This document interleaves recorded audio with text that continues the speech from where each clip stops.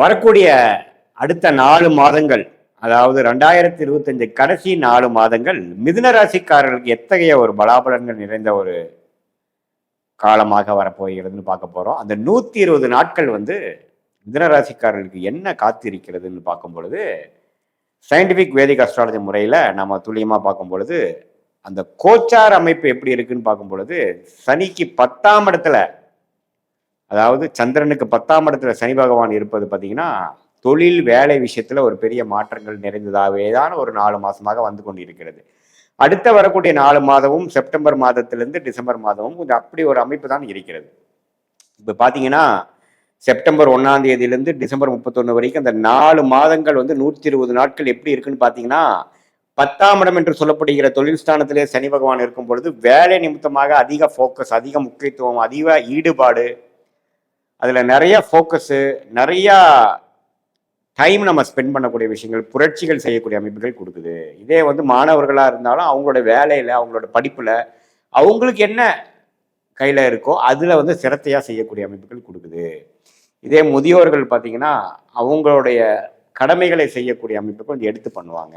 ஒரு வாரம் ஒரு சொத்து கொடுக்கறதா இருக்கட்டும், வாரிசுகளுக்கு கொஞ்சம் நல்லது செய்கிறதா இருக்கட்டும், அவங்களோட ரிட்டையர்மெண்ட் லைஃப்க்கு தேவையான விஷயங்கள் பண்ணுறதா இருக்கட்டும், எதுவாக இருந்தாலும் அந்த 10ஆம் இடம் என்று சொல்லப்படுகிற ஒருத்தரோட ஸ்டேட்டஸ், தொழில், ப்ரொஃபஷனை கொடுக்கக்கூடிய அந்த 10ஆம் இடத்துல சனி இருக்கிறது வந்து தொடர்ந்து 10ஆம் இடத்துலயே இருக்கும் பொழுது அதில் வந்து ஃபோக்கஸ் இருக்கும். அதே சமயத்தில் மற்ற கிரகங்கள் எப்படி இருக்குன்னு பார்க்கும் பொழுது, குரு ராசிக்குள்ளேயே இருப்பது பார்த்தீங்கன்னா கடந்த ஒரு 4 மாதமாக, அடுத்த வரக்கூடிய 4 மாதமும் கொஞ்சம் மனசு வந்து கொஞ்சம் சாஃப்ட் ஆகுது, கொஞ்சம் பழைய டிஸ்டர்பன்ஸ்லாம் இல்லாமல் கொஞ்சம் தெளிவான சிந்தனை வரைகிறது. ஸோ கொஞ்சம் செயல்திறன் அதிகமாகிறது. வேலையில் இது வரைக்கும் நம்ம என்ன மிஸ் பண்ணமோ, என்ன கான்சென்ட்ரேஷன் மிஸ் பண்ணமோ அதெல்லாம் கொஞ்சம் செய்யணும்.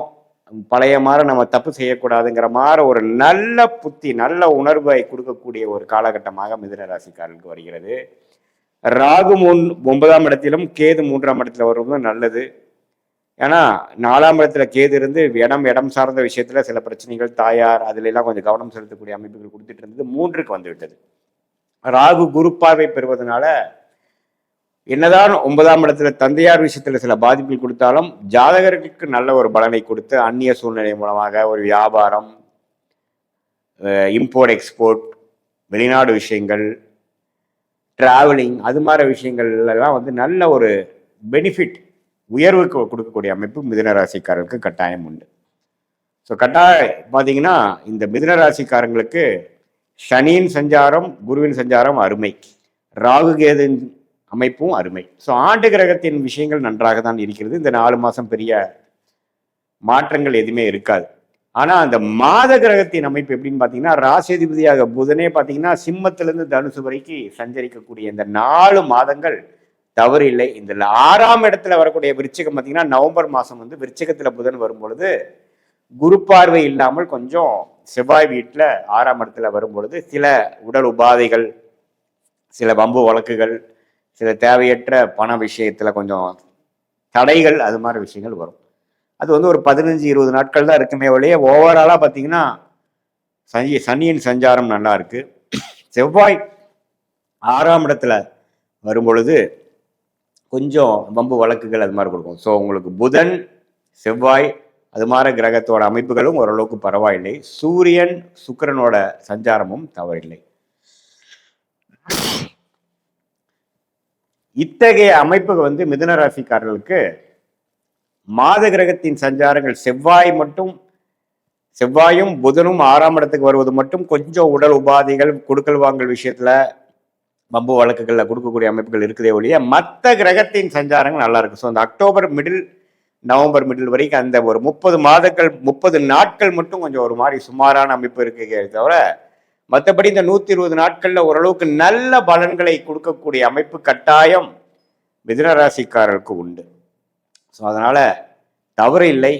ராசி அதிபதியின் சஞ்சாரம் பரவாயில்லை, ஆண்டு கிரகத்தின் விஷயங்கள் பரவாயில்லாம இருக்கு. அதே சமயத்துல ராகு கேதுகள் 3-9 இருக்குதும் தவறில்லை. ஸோ இதே வந்து திருமண விஷயங்கள், இதுவரை பல வருடமாக திருமணம் எதிர்பார்த்திருக்கிறவங்களுக்கு திருமண விஷயங்கள் நடப்பது, காதல் கைவருவது. ஏன்னா பார்த்தீங்கன்னா சுக்கிரனே 5ஆம் இடத்துல செப்டம்பர் மாதம் வருகிறார், அது குரு பார்வை வருகிறார். ஸோ செப்டம்பர் மாதத்துல திருமண விஷயத்துக்கு வேணுங்கிற அந்த காதல் விஷயங்கள், காதல் வந்து திருமணமா கன்வெர்ட் ஆகாத விஷயங்கள்லாம் இருக்கக்கூடிய சில பேருக்குலாம் பார்த்தீங்கன்னா ஒரு நல்ல அமைப்பு, பேரண்ட்ஸ் மூலமா ஒரு சப்போர்ட் கிடைக்கிறது, பேரண்ட்ன்றது ஒரு பர்மிஷன் கிடைக்கிறது, அது எல்லாமே பாசிட்டிவா வரக்கூடிய அமைப்புக்கு. சில பேருக்கு பார்த்தீங்கன்னா புதுசா காதல் வயப்படுறது, நட்பு காதலா மாறுவது, அது மாதிரி நல்ல அமைப்புகள் வந்து மிதுன ராசிக்காரர்களுக்கு இந்த 4 மாதங்கள் 120 நாட்கள் நல்லா கொடுக்கக்கூடிய அமைப்புகள் உண்டு.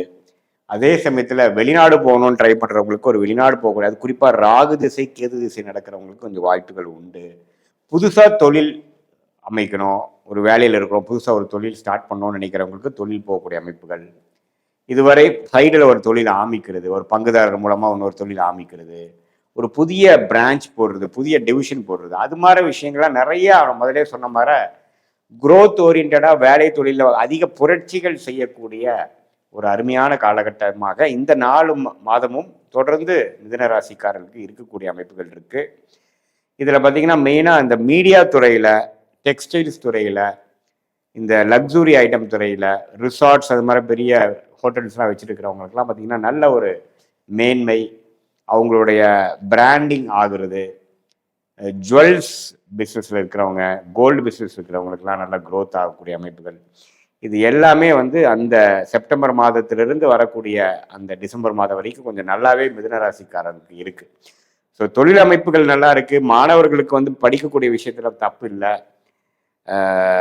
மீடியா துறை அது மாதிரி கலைத்துறையில் இருக்கிறவங்களுக்கு ரொம்ப நல்லா இருக்கு. அதே சமயத்தில் பார்த்தீங்கன்னா சீனியர் சிட்டிசன்ஸ்க்காக பாருங்க பார்த்தீங்கன்னா தவறு இல்லை. அந்த அக்டோபர் 15 நவம்பர் 15 அந்த புதனின் சஞ்சாரம், செவ்வாயின் சஞ்சாரங்கள் பார்த்தீங்கன்னா விருச்சிகத்தில் இருக்கும் பொழுது மிதுன ராசிக்கு 6ஆம் இடம் வலுக்கும் பொழுது சில ருணச்சத்ரு பாவங்கள் விஷயங்கள் வலுக்கும் பொழுது உடல் உபாதைகள் அது மாதிரி இருக்கும். அந்த டைம்ல வந்து கொஞ்சம் கேர்ஃபுல்லாக மிதுன ராசிக்காரர்களாகிய பெரியோர்கள், வயது மிகுந்தவர்கள் வந்து கொஞ்சம் இருக்கணுங்கிறது நான் கேட்டுக்கிறேன்.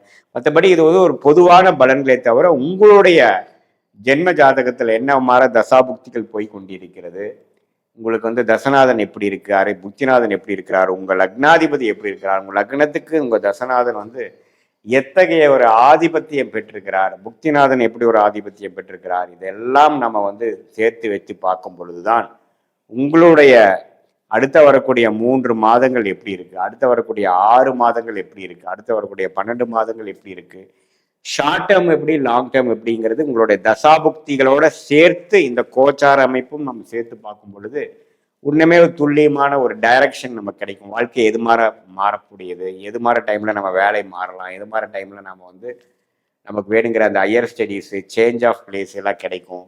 வெளிநாடு வாய்ப்புகள் உண்டா இல்லையா, அதே சமயத்தில் திருமண விஷயங்கள் எப்போ நடக்கும், குழந்தை விஷயங்கள் எப்போ பாசிட்டிவா நம்ம குழந்தை பிறப்பு வரக்கூடிய அமைப்புகள், இது மாதிரி பல விஷயங்கள் வந்து நம்ம துல்லியமாக பார்த்து அதன் மூலமாக நம்ம முடிவெடுத்து தக்க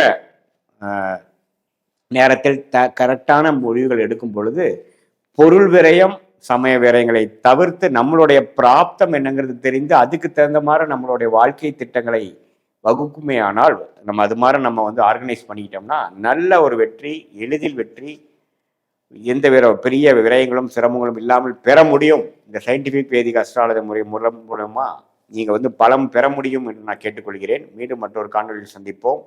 நன்றி, வணக்கம்.